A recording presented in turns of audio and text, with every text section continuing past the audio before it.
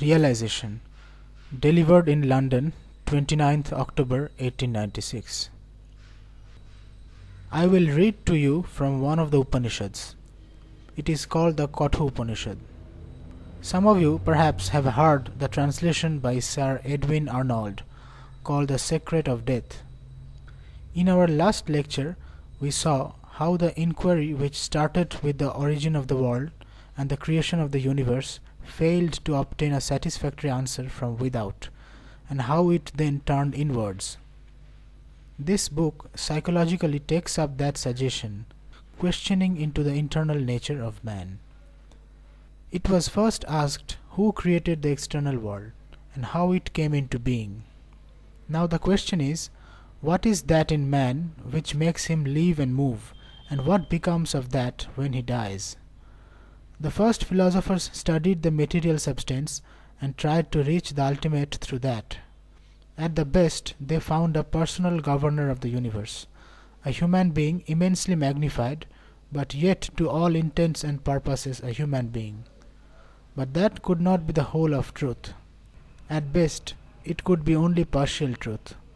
We see this universe as human beings, and our God is our human explanation of the universe.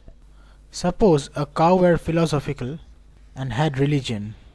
It would have a cow universe and a cow solution of the problem, and it would not be possible that it should see our God. Suppose cats became philosophers. They would see a cat universe and have a cat solution of the problem of the universe, and a cat ruling it. So we see from this that our explanation of the universe is not the whole of the solution. Neither does our conception cover the whole of the universe. It would be a great mistake to accept that tremendously selfish position which man is apt to take.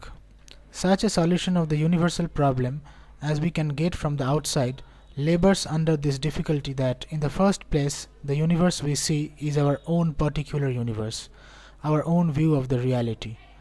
That reality we cannot see through the senses. We cannot comprehend it. We only know the universe from the point of view of beings with 5 senses. Suppose we obtain another sense, the whole universe must change for us.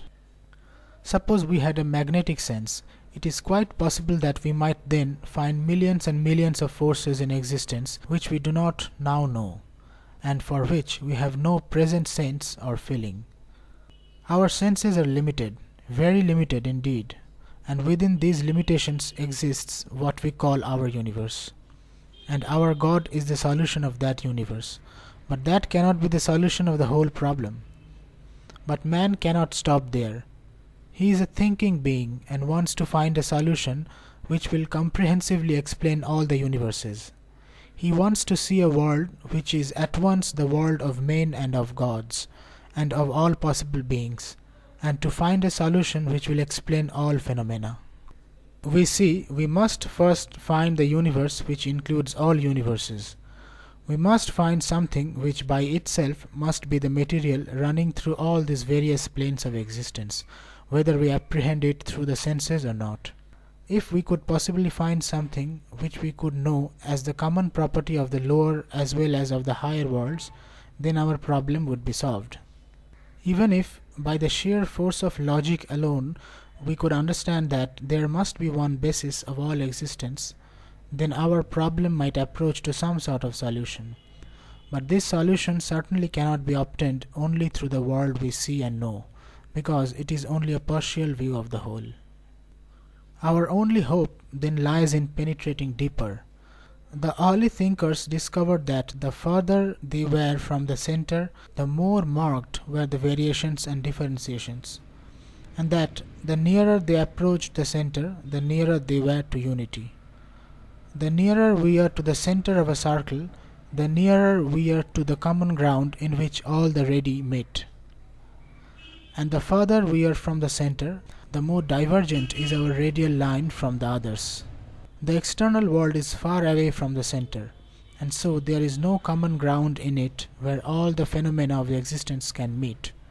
At best, the external world is but one part of the whole of phenomena. There are other parts, the mental, the moral, and the intellectual, the various planes of existence, and to take up only one and find a solution of the whole out of that one is simply impossible. We first, therefore, want to find somewhere a center from which, as it were, all the other planes of existence start, and standing there we should try to find a solution. That is the proposition. And where is that center? It is within us. The ancient sages penetrated deeper and deeper until they found that in the innermost core of the human soul is the center of the whole universe. All the planes gravitate towards that one point. That is the common ground, and standing there alone can we find a common solution. So the question who made this world is not very philosophical, nor does its solution amount to anything. This the Kathopanishad speaks in very figurative language. There was in ancient times a very rich man who made a certain sacrifice which required that he should give away everything that he had. Now this man was not sincere. He wanted to get the fame and glory of having made the sacrifice, but he was only giving things which were of no further use to him: old cows, barren, blind and lame. He had a boy called Nachiketa. This boy saw that his father was not doing what was right, that he was breaking his vow, but he did not know what to say to him. In India, father and mother are living gods to their children, and so the boy approached the father with the greatest respect and humbly inquired of him, "Father, to whom are you going to give me? For your sacrifice requires that everything shall be given away." The father was very much vexed at this question and replied, "What do you mean, boy? A father giving away his own son?" The boy asked the question a second and a third time, and then the angry father answered, "Thee I give unto death, Yama." And the story goes on to say that the boy went to Yama, the god of death. Yama was the first man who died. He went to heaven and became the governor of all the Pitris. All the good people who die go and live with him for a long time. He is a very pure and holy person, chaste and good, as his name Yama implies. So the boy went to Yama's world, but even gods are sometimes not at home, and 3 days this boy had to wait there. After the third day, Yama returned. "O learned one," said Yama, "you have been waiting here for 3 days without food, and you are a guest worthy of respect. Salutation to thee, O Brahmana, and welfare to me. I am very sorry I was not at home, but for that I will make amends. Ask 3 boons, one for each day."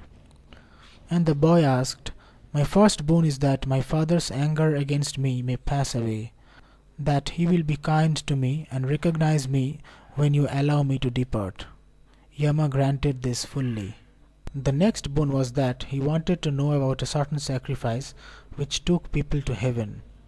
Now we have seen that the oldest idea which we got in the Samhita portion of the Vedas was only about heaven, where they had bright bodies and lived with the Father. Gradually other ideas came, but they were not satisfying. There was still need for something higher. Living in heaven would not be very different from life in this world. At best it would only be a very healthy rich man's life, with plenty of sense enjoyments and a sound body which knows no disease. It would be this material world, only a little more refined. And we have seen the difficulty that the external material world can never solve the problem. So no heaven can solve the problem. If this world cannot solve the problem, no multiplication of this world can do so. Because we must always remember that matter is only an infinitesimal part of the phenomena of nature. The vast part of phenomena which we actually see is not matter. For instance, in every moment of our life, what a great part is played by thought and feeling compared with the material phenomena outside. How vast is this internal world with its tremendous activity? The sense phenomena are very small compared with it. The heaven solutions commits this mistake. It insists that the whole of phenomena is only in touch, taste, sight, etc. So this idea of heaven did not give full satisfaction to all. Yet Nachiketa asks, as the second boon about some sacrifice through which people might attain to this heaven. There was an idea in the Vedas that these sacrifices pleased the gods and took human beings to heaven. In studying all religions, you will notice the fact that whatever is old becomes holy. For instance, our forefathers in India used to write on birch bark, but in time they learned how to make paper. Yet the birch bark is still looked upon as very holy. When the utensils in which they used to cook in ancient times were improved upon, the old ones became holy. And nowhere is this idea more kept up than in India. Old methods which must be 9 or 10,000 years old, as of rubbing two sticks together to make fire, are still followed. At the time of sacrifice, no other method will do. So with the other branch of the Asiatic Aryans. Their modern descendants still like to obtain fire from lightning, showing that they used to get fire in this way. Even when they learnt other customs, they kept up the old ones, which then became holy. So with the Hebrews. They used to write on parchment. They now write on paper, but parchment is very holy. So with all nations. Every rite which you now consider holy was simply an old custom, and the Vedic sacrifices were of this nature. In course of time, as they found better methods of life, their ideas were much improved. Still these old forms remained, and from time to time they were practiced and received a holy significance. Then a body of men made it their business to carry on these sacrifices. These were the priests who speculated on the sacrifices, and the sacrifices became everything to them. The gods came to enjoy the fragrance of the sacrifices, and it was considered that everything in this world could be got by the power of sacrifices. If certain oblations were made, certain hymns chanted, certain peculiar forms of altars made, the gods would grant everything. So Nachiketa asks, by what form of sacrifice can a man go to heaven? The second boon was also readily granted by Yama, who promised that this sacrifice should henceforth be named after Nachiketa. Then the third boon comes, and with that the Upanishad proper begins. The boy said, "There is this difficulty. When a man dies, some say he is, others that he is not. Instructed by you, I desire to understand this." But Yama was frightened. He had been very glad to grant the other two boons. Now he said, "The gods in ancient times were puzzled on this point. This subtle law is not easy to understand. Choose some other boon. O Nachiketa, do not press me on this point. Release me." The boy was determined and said, "What you have said is true, O Death, that even the gods had doubts on this point, and it is no easy matter to understand. But I cannot obtain another exponent like you, and there is no other boon equal to this." Death said, "Ask for sons and grandsons who will live 100 years, many cattle, elephants, gold and horses. Ask for empire on this earth, and live as many years as you like, or choose any other boon which you think equal to these, wealth and long life. Or be thou a king, O Nachiketa, on the wide earth. I will make thee the enjoyer of all desires. Ask for all those desires which are difficult to obtain in the world. These heavenly maidens with chariots and music, which are not to be obtained by man, are yours. Let them serve you, O Nachiketa, but do not question me as to what comes after death." Nachiketa said, "These are merely things of a day. O Death, they wear away the energy of all the sense organs. Even the longest life is very short. These horses and chariots, dances and songs may remain with thee. Man cannot be satisfied by wealth. Can we retain wealth when we behold thee? We shall live only so long as thou desirest. Only the boon which I have asked is chosen by me."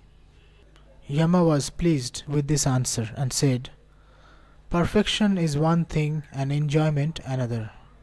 These two, having different ends, engage men differently. He who chooses perfection becomes pure. He who chooses enjoyment misses his true end. Both perfection and enjoyment present themselves to man. The wise man, having examined both, distinguishes one from the other. He chooses perfection as being superior to enjoyment, but the foolish man chooses enjoyment for the pleasure of his body. O Nachiketa, having thought upon the things which are only apparently desirable, thou hast wisely abandoned them.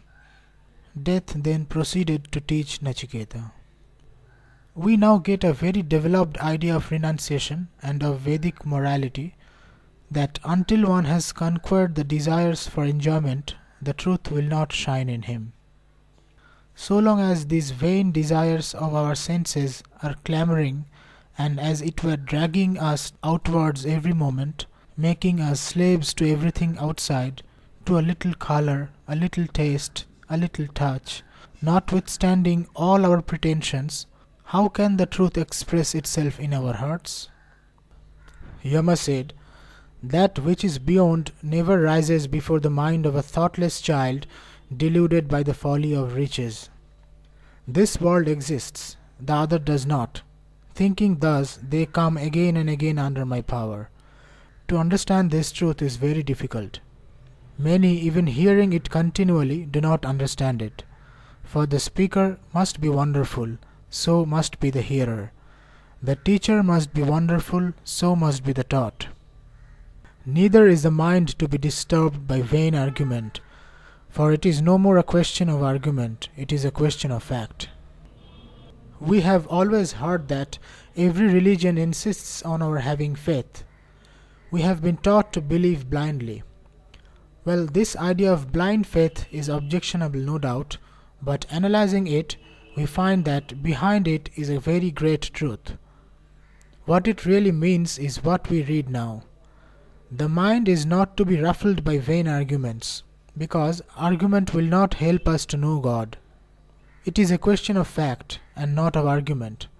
All argument and reasoning must be based upon certain perceptions. Without these, there cannot be any argument.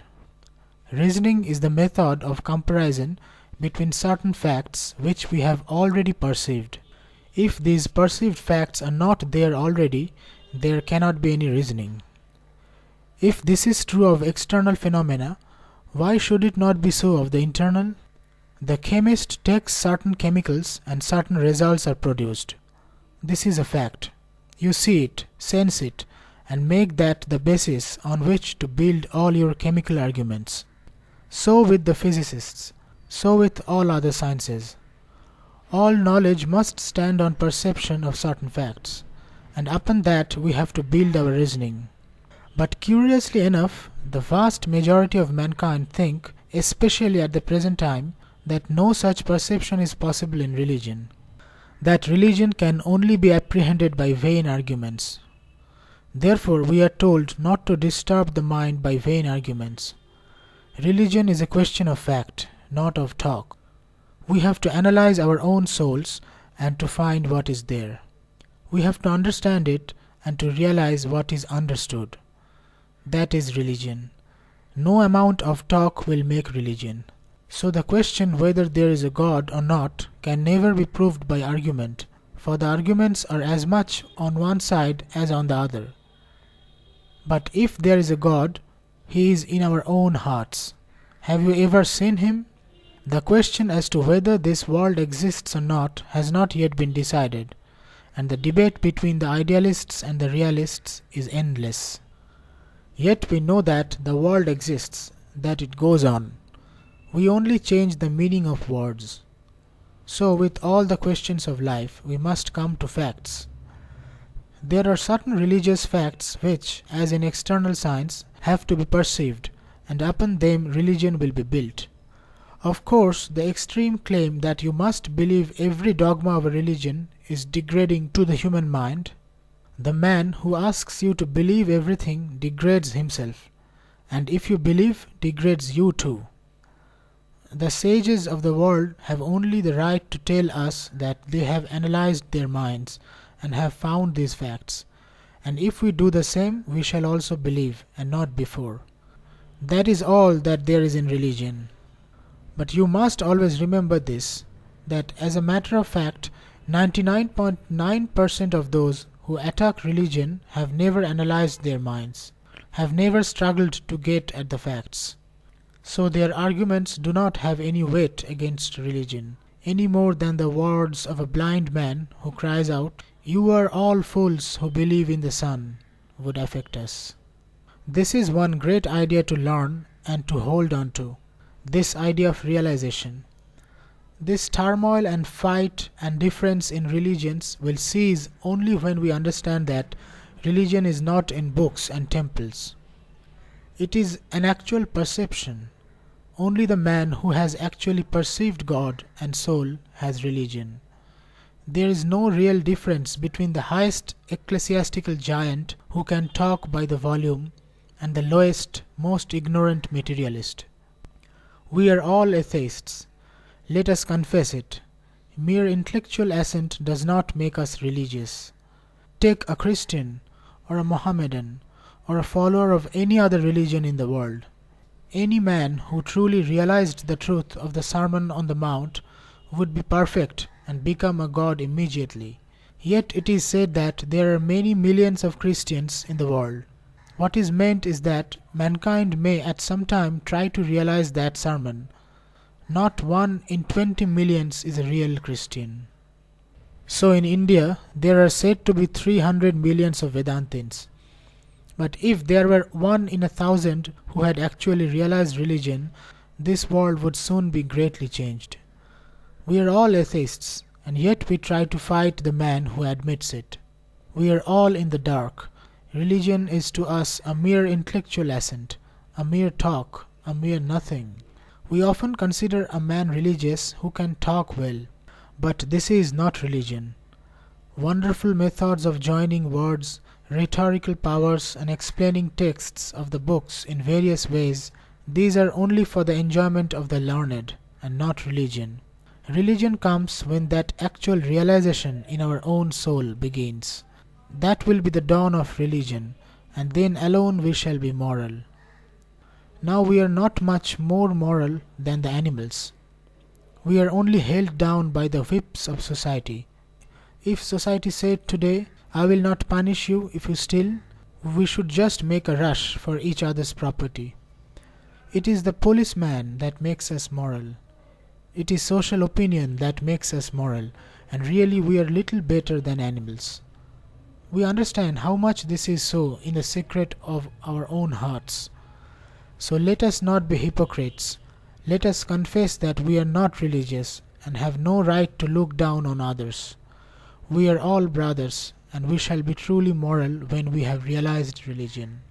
If you have seen a certain country, and a man forces you to say that you have not seen it, still in your heart of hearts you know you have. So, when you see religion and God in a more intense sense than you see this external world, nothing will be able to shake your belief. Then you have real faith.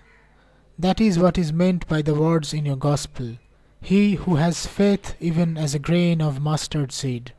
Then you will know the truth because you have become the truth.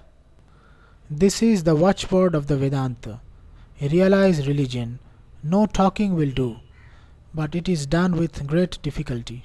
He has hidden himself inside the atom, this ancient one who resides in the inmost recess of every human heart. The sages realized him through the power of introspection and got beyond both joy and misery, beyond what we call virtue and vice, beyond good and bad deeds, beyond being and non-being. He who has seen him has seen the reality.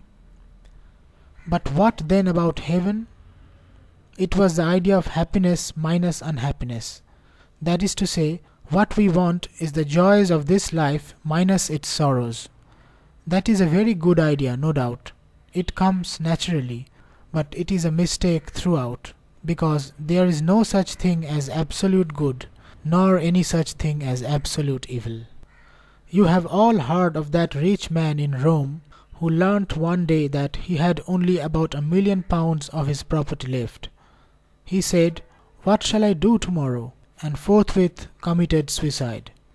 £1,000,000 was poverty to him. What is joy and what is sorrow? It is a vanishing quantity, continually vanishing. When I was a child, I thought if I could be a cabman, it would be the very acme of happiness for me to drive about. I do not think so now. To what joy will you cling? This is the one point we must all try to understand, and it is one of the last superstitions to leave us. Everyone's idea of pleasure is different.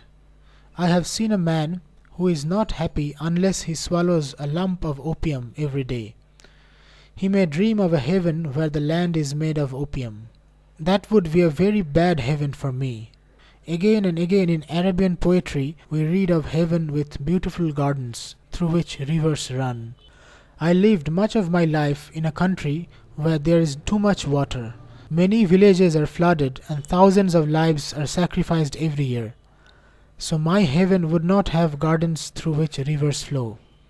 I would have a land where very little rain falls. Our pleasures are always changing. If a young man dreams of heaven, he dreams of a heaven where he will have a beautiful wife. When that same man becomes old, he does not want a wife. It is our necessities which make our heaven, and the heaven changes with the change of our necessities. If we had a heaven like that desired by those to whom sense enjoyment is the very end of existence, then we would not progress. That would be the most terrible curse we could pronounce on the soul. Is this all we can come to? A little weeping and dancing, and then to die like a dog? What a curse you pronounce on the head of humanity when you long for these things. That is what you do when you cry after the joys of this world, for you do not know what true joy is. What philosophy insists on is not to give up joys, but to know what joy really is. The Norwegian heaven is a tremendous fighting place, where they all sit before Odin.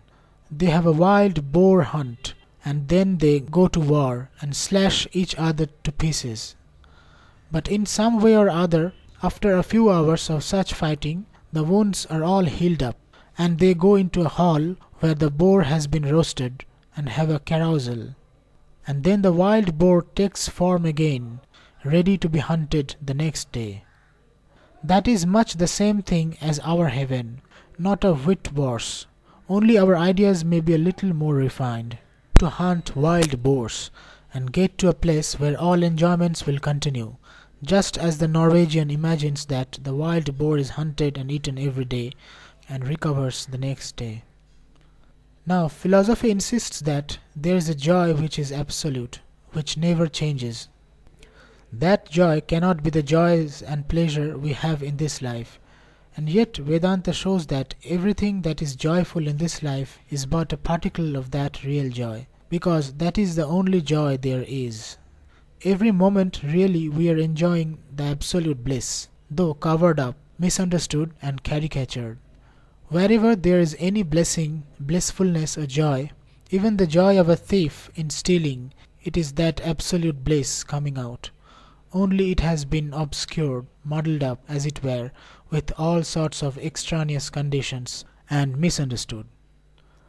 But to understand that, we have to go through the negation, and then the positive side will begin. We have to give up ignorance and all that is false, and then truth will begin to reveal itself to us. When we have grasped the truth, things we gave up at first will take new shape and form, will appear to us in a new light and become deified.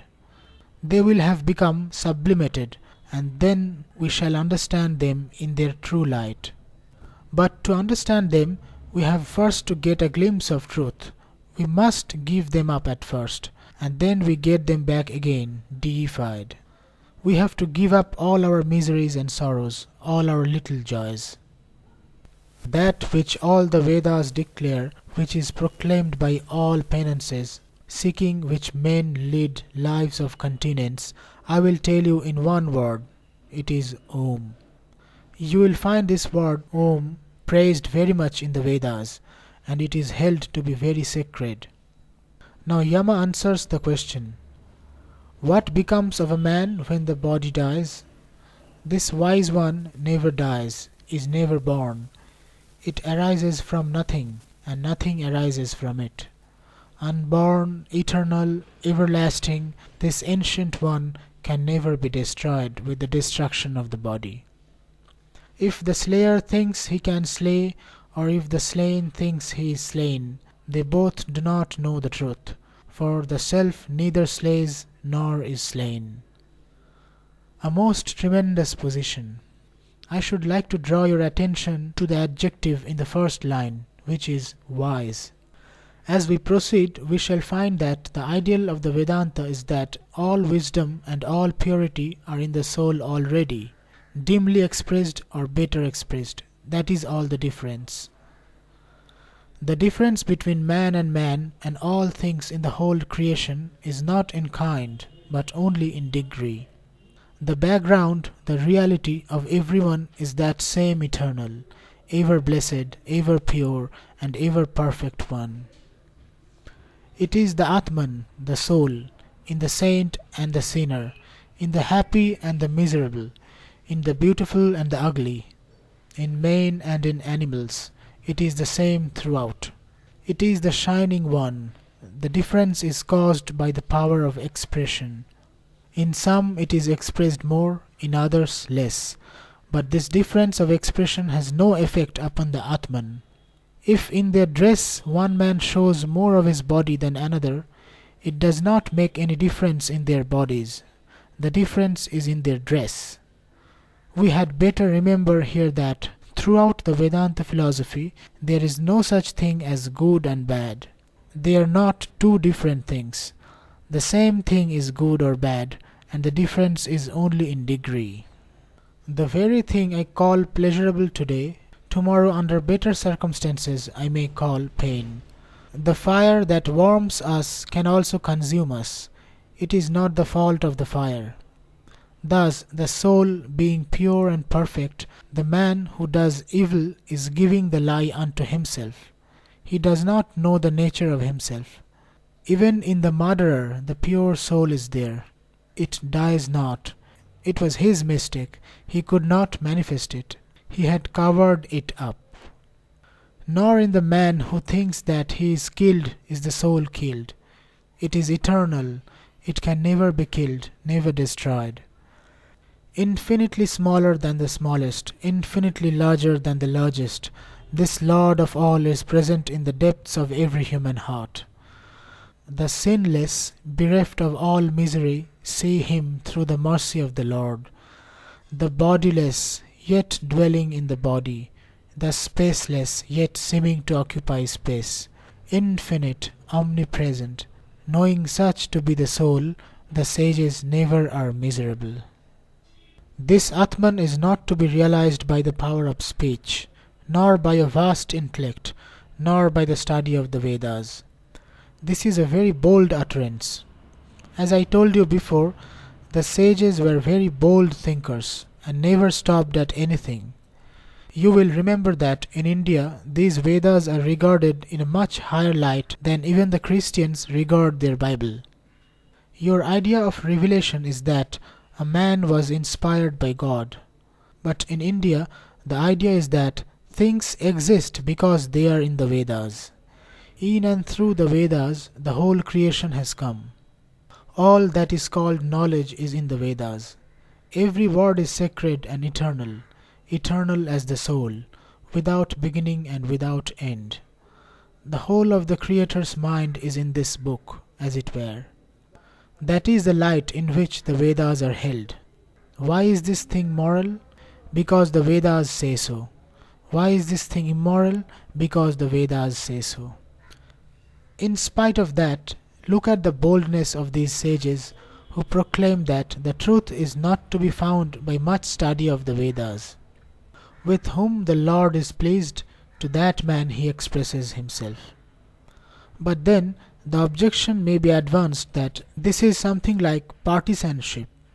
But Yama explains, those who are evildoers, whose minds are not peaceful, can never see the light.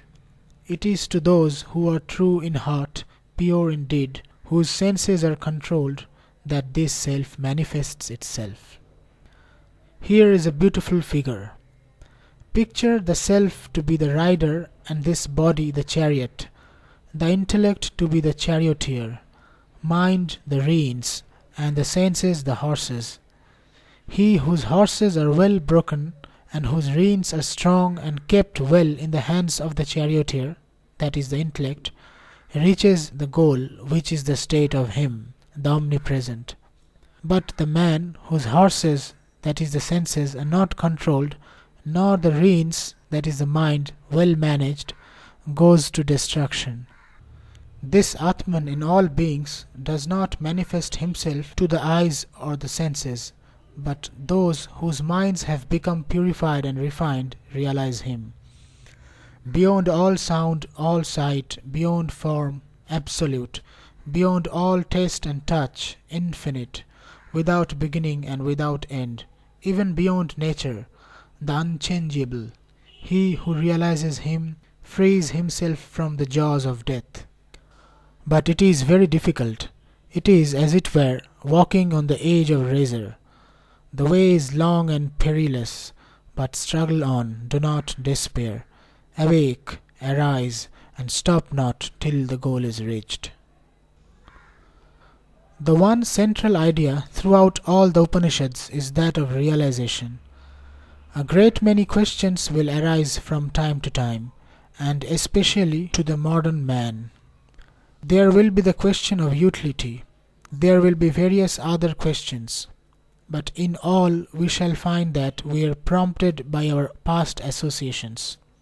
It is association of ideas that has such a tremendous power over our minds. To those who from childhood have always heard of a personal God and the personality of the mind, these ideas will of course appear very stern and harsh. But if they listen to them and think over them, they will become part of their lives and will no longer frighten them. The great question that generally arises is the utility of philosophy. To that there can be only one answer.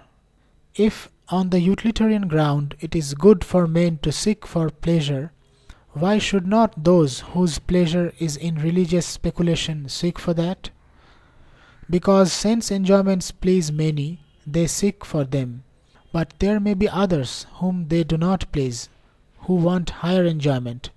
The dog's pleasure is only in eating and drinking. The dog cannot understand the pleasure of the scientist who gives up everything and perhaps dwells on the top of a mountain to observe the position of certain stars. The dogs may smile at him and think he is a madman. Perhaps this poor scientist never had money enough to marry even, and lives very simply.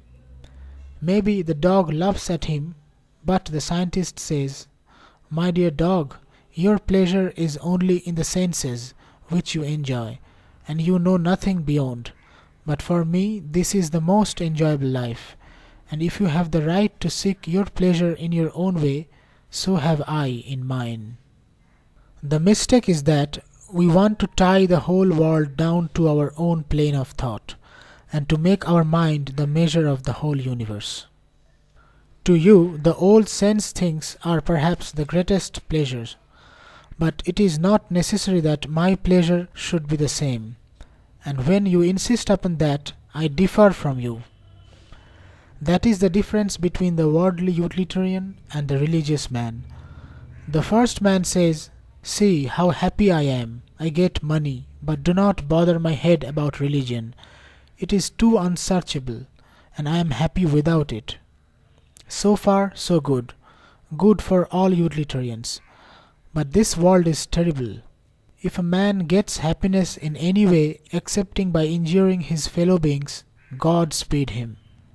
But when this man comes to me and says, "You too must do these things, you will be a fool if you do not," I say, "You are wrong, because the very things which are pleasurable to you have not the slightest attraction for me.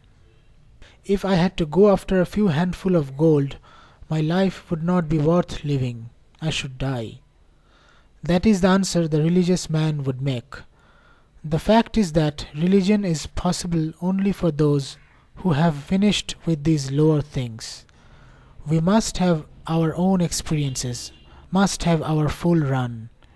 It is only when we have finished this run that the other world opens.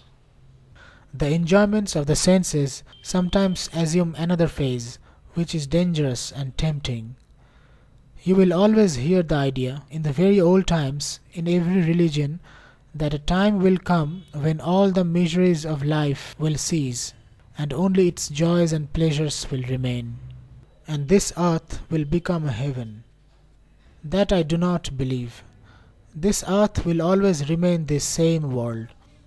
It is a most terrible thing to say, yet I do not see my way out of it. The misery in the world is like chronic rheumatism in the body. Drive it from one part and it goes to another. Drive it from there and you will feel it somewhere else. Whatever you do, it is still there. In olden times, people lived in forests and ate each other. In modern times, they do not eat each other's flesh, but they cheat one another. Whole countries and cities are ruined by cheating. That does not show much progress. I do not see that what you call progress in the world is other than the multiplication of desires. If one thing is obvious to me, it is this, that desires bring all misery. It is the state of the beggar, who is always begging for something, and unable to see anything without the wish to possess it, is always longing for more. If the power to satisfy our desires is increased in arithmetical progression, the power of desire is increased in geometrical progression. The sum total of happiness and misery in this world is at least the same throughout. If a wave rises in the ocean, it makes a hollow somewhere. If happiness comes to one man, unhappiness comes to another, or perhaps to some animal. Men are increasing in number and some animals are decreasing. We are killing them off and taking their land. We are taking all means of sustenance from them. How can we say then that happiness is increasing? The strong race eats up the weaker, but do you think that the strong race will be very happy? No, they will begin to kill each other. I do not see on practical grounds how this world can become a heaven. Facts are against it. On theoretical grounds also, I see it cannot be. Perfection is always infinite. We are this infinite already, and we are trying to manifest that infinity. You and I and all beings are trying to manifest it. So far it is all right. But from this fact, some German philosophers have started a peculiar theory, that this manifestation will become higher and higher until we attain perfect manifestation, until we have become perfect beings. What is meant by perfect manifestation? Perfection means infinity, and manifestation means limit. So it means that we shall become unlimited limiteds, which is self-contradictory. Such a theory may please children, but it is poisoning their minds with lies, and is very bad for religion. But we know that this world is a degradation, that man is a degradation of God, and that Adam fell. There is no religion today that does not teach that man is a degradation. We have been degraded down to the animal, and are now going up to emerge out of this bondage. But we shall never be able to entirely to manifest the infinite here. We shall struggle hard, but there will come a time when we shall find that it is impossible to be perfect here, while we are bound by the senses. And then the march back to our original state of infinity will be sounded. This is renunciation. We shall have to get out of the difficulty by reversing the process by which we got in, and then morality and charity will begin. What is the watchword of all ethical codes? Not I, but thou. And this I is the outcome of the infinite behind, trying to manifest itself on the outside world. This little I is the result, and it will have to go back and join the infinite, its own nature. Every time you say, "Not I, my brother, but thou," you are trying to go back. And every time you say, "I and not thou," you take the false step of trying to manifest this infinite through the sense world. That brings struggles and evils into the world. But after a time, renunciation must come, eternal renunciation. The little I is dead and gone. Why care so much for this little life? All these vain desires of living and enjoying this life, here or in some other place, bring death. If we are developed from animals, the animals also may be degraded men. How do you know it is not so? You have seen that the proof of evolution is simply this. You find a series of bodies from the lowest to the highest rising in a gradually ascending scale. But from that, how can you insist that it is always from the lower upwards and never from the higher downwards? The argument applied both ways, and if anything is true, I believe it is that the series is repeating itself in going up and down. How can you have evolution without involution? Our struggle for the higher life shows that we have been degraded from a high state. It must be so, only it may vary as to details. I always cling to the idea set forth with one voice by Christ, Buddha and the Vedanta, that we must all come to perfection in time, but only by giving up this imperfection. This world is nothing. It is at best only a hideous caricature, a shadow of the reality. We must go to the reality. Renunciation will take us to it. Renunciation is the very basis of our true life. Every moment of goodness and real life that we enjoy is when we do not think of ourselves. This little separate self must die. Then we shall find that we are in the real, and the reality is God, and He is our own true nature, and He is always in us and with us. Let us live in Him and stand in Him. It is the only joyful state of existence. Life on the plane of the Spirit is the only life, and let us all try to attain to this realization.